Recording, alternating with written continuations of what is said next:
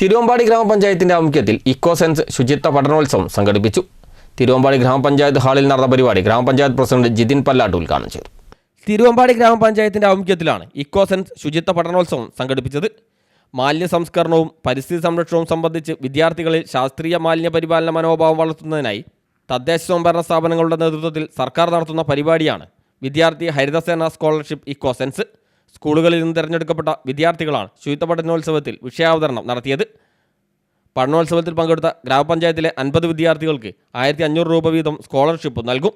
തിരുവമ്പാടി ഗ്രാമപഞ്ചായത്ത് ഹാളിൽ നടത്തിയ പരിപാടി ഗ്രാമപഞ്ചായത്ത് പ്രസിഡന്റ് ജിതിൻ പല്ലാട്ട് ഉദ്ഘാടനം ചെയ്തു. വൈസ് പ്രസിഡന്റ് PR അജിത അധ്യക്ഷയായി. പ്രധാനാധ്യാപിക KS രഹന, ആരോഗ്യ വിദ്യാഭ്യാസ സ്ഥിരം സമിതി അധ്യക്ഷൻ ഫിറോസ് ഖാൻ, വാർഡംഗങ്ങളായ TK ശിവൻ, പ്രീതി രാജീവ്, KB റിനി, സജ്ന, ഗ്രാമപഞ്ചായത്ത് assistant secretary Baiju Thomas, health ഇൻസ്പെക്ടർമാരായ M Suneer, SM Ayana, KS Rahanamol തുടങ്ങിയവർ സംസാരിച്ചു. CTV പ്രാദേശിക വാർത്ത തിരുവമ്പാടി.